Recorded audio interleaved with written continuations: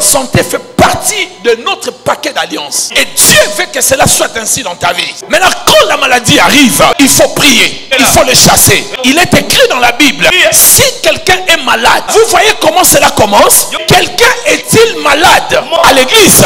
C'est une lettre qu'on a écrite à l'église. Et l'apôtre est en train de dire, quelqu'un est-il malade? Ce n'est pas une confirmation. C'est une question. Pourquoi c'est une question? En principe, à l'église, les gens ne doivent pas être malades. C'est pour cela qu'il pose la question. Quelqu'un est-il malade parmi vous? Si par hasard ça arrivait que les gens sont malades, il y a un remède. Soit quoi le remède? Appelez les anciens. Ils prennent de l'huile. Qu'ils oignent cet homme. Prière de la foi guérira le malade. Deutéronome 30, 19. Voyez la volonté du Père. Il dit devant toi, il y a la vie et la mort. Bénédiction et malédiction. Et c'est toi le problème. Moi, pour moi, choisis la vie. Et qu'est-ce que toi tu choisis aujourd'hui? Est-ce que tu choisis la mort prématurée? Est-ce que tu choisis être malade? C'est à toi de choisir. Le problème, ce n'est pas Dieu.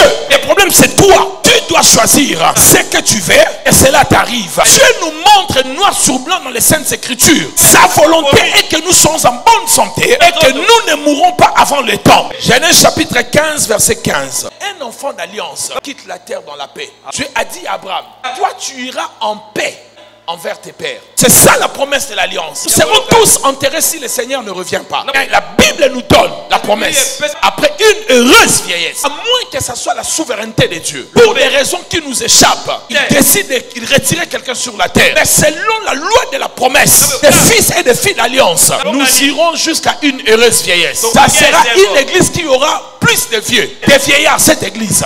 Mais alors on va voir des années plus tard, 10 chapitres plus tard, dans Genèse chapitre 25, versets 7 à 8. Dieu l'avait dit, il a fait. 10 chapitres plus tard, ce qu'il avait dit à Abraham, avant 100 ans, il a fait cela après 174 ans. Je déclare sur toi dans le nom de Jésus. Et l'esprit de la longévité entre en toi et en moi. Et c'est là au nom de Jésus. La promesse de Dieu peut retarder la mort. Il y avait un homme dans la Bible qui attendait la venue du Seigneur. La Bible dit, il a été averti par le Saint-Esprit qu'il n'allait pas mourir jusqu'à ce qu'il va voir le Christ. À cause de la promesse de Dieu, même la mort qu'il fuira devant toi, la maladie quittera ton corps. Et c'est là au nom de... Amen bien. Abraham a vécu jusqu'à 175 ans. Pasteur, vous voulez que je vous dise quelque chose? Ça peut vous choquer. Est-ce que je peux parler? Vous savez qu'Abraham est mort à 175 ans. À 120 ans, Abraham avait la force érectile. À 120 ans, il a eu 5 ou 6 enfants.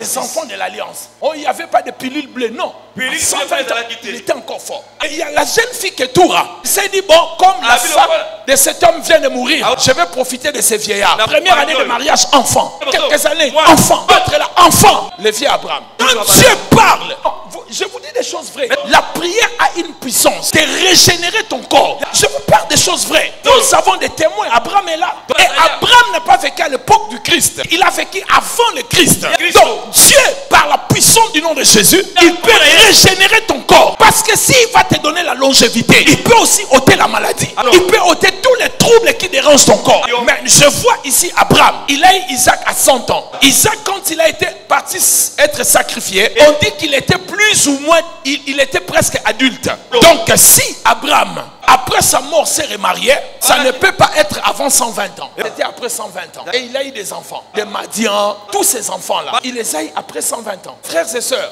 la parole de Dieu est vraie. Nous croyons au médecin, nous le croyons. Mais pourquoi on ne croit pas à Dieu? Parce que c'est Dieu qui a créé le médecin. Nous croyons au verdict de médecin. Oui, ils ont étudié cela. Qui leur a donné l'intelligence? Comment on ne fait pas confiance à Dieu? Comment on ne croit pas que Dieu peut régénérer notre corps? Mais c'est lui le fabricant. C'est comme si tu partais avec ton téléphone chez Apple. On te dit pour ton iPhone, il faut remplacer telle chose. Sors de là, tu dis à cet homme, non, c'est pas vrai. C'est lui le fabricant. Il sait ce qu'il faut mettre là. Faites confiance à la parole du Seigneur. Croyez à la parole de Dieu. Ne regardez pas les problèmes qui sont en face de vous. Croyez que la parole de Dieu est une vérité éternelle. Papa, la Bible dit par cette parole, il a créé l'univers et il soutient l'univers avec cette parole. Je regardais un documentaire. Certainement vous l'avez entendu ou suivi. Notre univers commence à vieillir. Les astéroïdes vont commencer à tomber. Donc il y aura la diminution de l'éclat de la lumière du soleil. Et ces étoiles vont tomber, vont devenir des météorites. Et vous savez que la Bible en parle. Dans Matthieu, la Bible en parle. Jésus a dit ces jours-là, avant l'avènement du Fils de l'homme, le soleil s'obscurcira, les étoiles tomberont.